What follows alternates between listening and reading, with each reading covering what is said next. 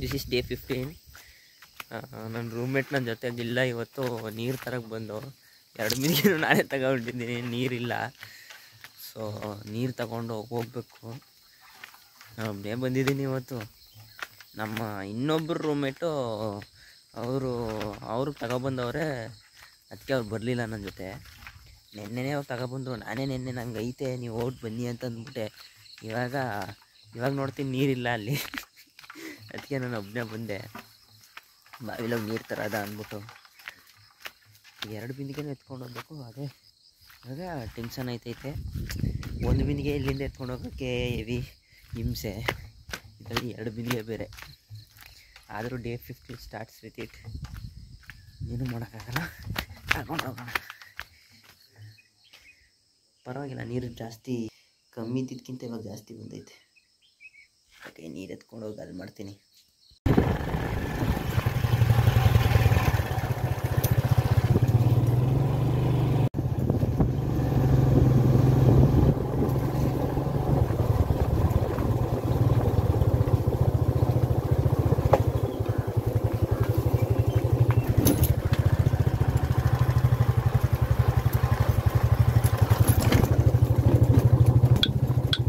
This is day 15. ನಾವಿವಾಗ ಮಳೇಲಿ ನೆನ್ಕೊಂಬಂದು ಹಿಂಗಾಗೋದು. Just ಇಲ್ಲಿ ಹೆಂಗೆ ಊಟ ಕೂಡ ತಗೊಂಡೋಗಕ್ಕೆ ಪರ್ದಾಡ್ಕೊಂಡು ಪಟ್ ಅಂತ ಬರಬೇಕು ಅಂದ್ಬಿಟ್ಟು ಈ ಥರ ತಗೊಬಂದ್ಬಿಟ್ಟೆ ಮಿಸ್ ಆಗಿ. ಇವಾಗ ಏನೂ ಮಾಡೋಕ್ಕಾಗಲ್ಲ. ಇಲ್ಲಿ ತಗೊಬಂದು ರೋಡಲ್ಲಿ ನಿಲ್ಲಿಸ್ಬಿಟ್ಟು ಹೋದರು. ಅವ್ರ ಗಾಡಿ ನಿಲ್ಲಿಸ್ಬಿಟ್ಟು ಬರ್ತೀವಿ ಅಂತ. ಏನು ಸಂಭವ ಅಂತಂದರೆ, ಇವಾಗ ನಾನು ನಿಮಗೆ ಆಲ್ರೆಡಿ ತೋರಿಸಿರ್ತೀನಿ ಸೋಲಾರ್ ಲೈನ್ಗಳಿದು ಕರೆಂಟ್ ಪಾಸ್ ಆಯ್ತಾ ಇರ್ತದೆ, ಎಲೆಕ್ಟ್ರಿಸಿಟಿ ಪಾಸ್ ಆಯ್ತಾ ಇರ್ತದೆ ಅಂತ. ಅದನ್ನು ಇನ್ನೂ ನಮ್ಮ ಈ ಕಾರ್ಡ್ದು ಬೌಂಡ್ರಿ ಎಕ್ಸ್ಟೆಂಡ್ ಮಾಡ್ತಾಯಿದ್ರು. ಸೊ ಅದಕ್ಕೆ ಸೋಲಾರ್ ಹಾಕ್ತಾಯಿದ್ರು. ನಾ ಇವಾಗ ಅದನ್ನು ಮಾಡ್ಸೋಕೆ ಹೋಗ್ಬೇಕು. ನನ್ನ ಜೊತೆಲಿ ಗಾಡಿ ಓಡಿಸ್ತಾ ಇದ್ದವರು ಪರದಾಡ್ಬಿಟ್ರು ಪಾಪ. ನಂಗೆ ಪರದಾಡ್ಕೊಂಡು ಮಳೆಲೇ ಓಡ್ಬಂದು ನಾನು ಕ್ಯಾಪ್ ಎಲ್ಲ ಮರ್ಸ್ಕೊಂಬಂದೆ. ಇನ್ನೇನು ಮಾಡೋಕ್ಕಾಗಲ್ಲ, ಕೆಲಸ ಆದಮೇಲೆ ಹಂಗೆ ಇದ್ದೇ ಇರುತ್ತೆ. ನಂಗೆ ಊಟ ಎಲ್ಲ ಹಿಂಗೆ ತಗೊಬಂದಿದ್ದೀನಿ. ನಂಗೆ ಅದನ್ನು ನೋಡಿದ್ರೆ ನನಗೆ ನಗು ಬರ್ತೈತೆ. ಏನೂ ಮಾಡೋಕ್ಕಾಗಲ್ಲ. ಇನ್ನೊಬ್ಬ ರೂಮ್ಮೇಟು ಇವತ್ತು ಬರಬೇಕಿತ್ತು, ಅವನು ಇನ್ನೂ ಬಂದಿಲ್ಲ. ಸೊ ನಾವು ಇಬ್ಬರೇ ಹೋಗ್ತಾಯಿದ್ದೀವಿ. ಇನ್ನೇನಾಗುತ್ತೋ ಗೊತ್ತಿಲ್ಲ. ಅವನಿವತ್ತು ಬರ್ತಾನೆ ಅನ್ನೋದು ನಮ್ಗೆ ಗೊತ್ತಿಲ್ಲ.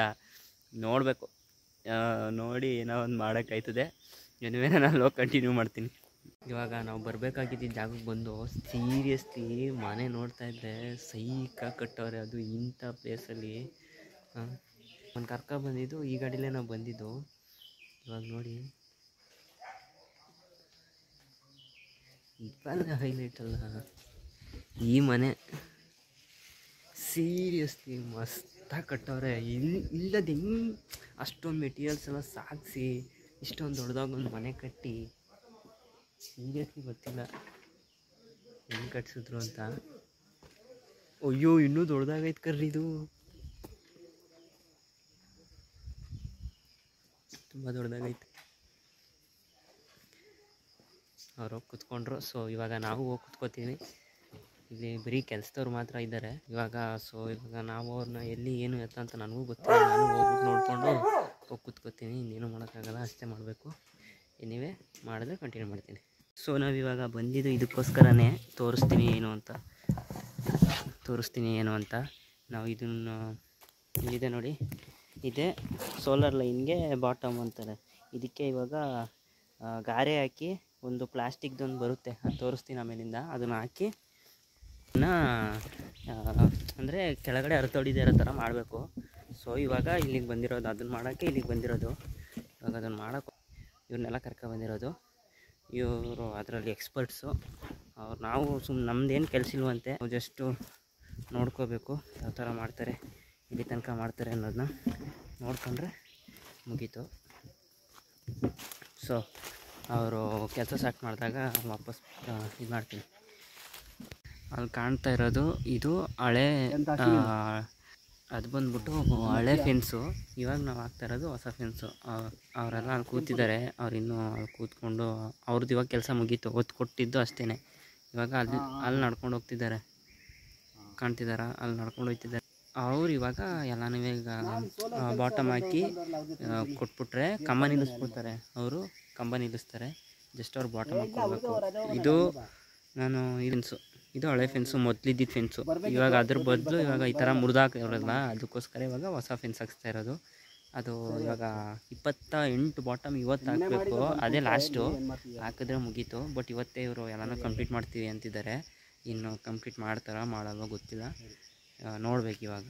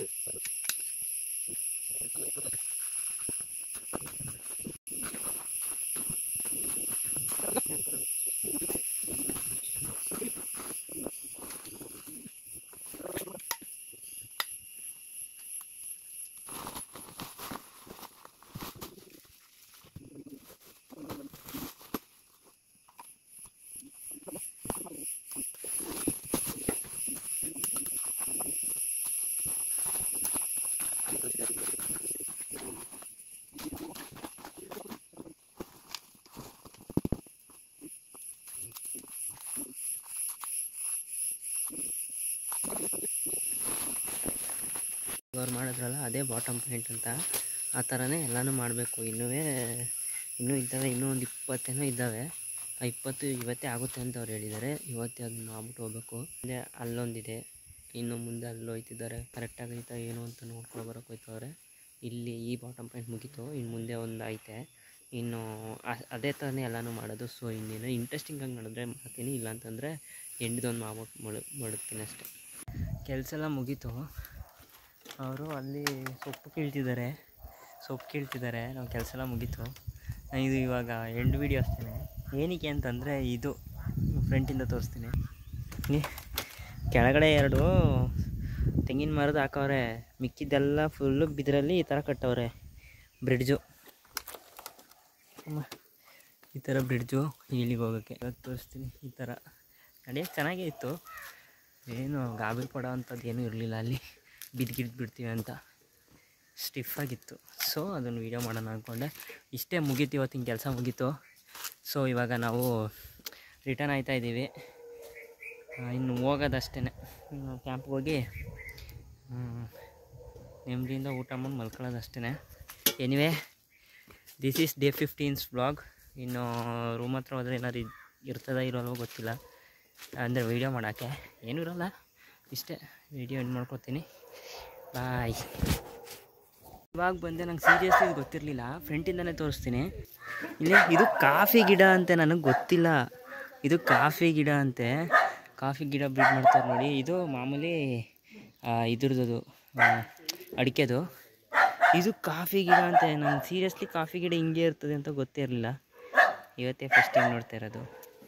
ಅಂದರೆ ದೊಡ್ಡದಿರೋದನ್ನ ನೋಡಿದ್ದೆ, ಚಿಕ್ಕದಾಗಿ ಈ ಥರನೇ ಇರುತ್ತೆ ಅಂತ ಗೊತ್ತಿರಲಿಲ್ಲ. ಕಾಫಿ ಗಿಡನ ಇಲ್ಲಿ ಬೆಳೆಸ್ತಾರೆ. ಇದೇನು ನರ್ಸರಿ ಅಲ್ಲ, ಇದು ಮನೆ ಅಷ್ಟೇ. ಬಟ್ ತೋಟದವ್ರು ಹೇಳ್ತಾರಲ್ಲ, ತೋಟದವ್ರಿಗೋಸ್ಕರ ಇದನ್ನು ಬೆಳೆಸಿ ಈ ಥರ ಇಟ್ಟಿದ್ದಾರೆ. ನಾನು ಅದಕ್ಕೆ ಸುಮ್ಮನೆ ಜಸ್ಟ್ ಕೇಳಿದ್ದಷ್ಟೇ, ಇದು ಏನು ಗಿಡ ಅಂತ. ನಾನು ತಾವರೆ ಗಿಡ ಅಂದ್ಕೊಂಡೆ. ತಾವರೆ ಗಿಡನೆಲ್ಲ ಈ ಥರ ಇಡ್ತಾರ ಅಂತ ಕೇಳಿದ್ರೆ ಕಾಫಿ ಗಿಡ ಅಂತಂದರು. ಕಾಫಿ ಗಿಡ ಅದೇ ಥರ ಇರುತ್ತಂತೆ. ಹಂಗೆ ಇವಾಗ ತಿಳ್ಕೊಂಡೆ.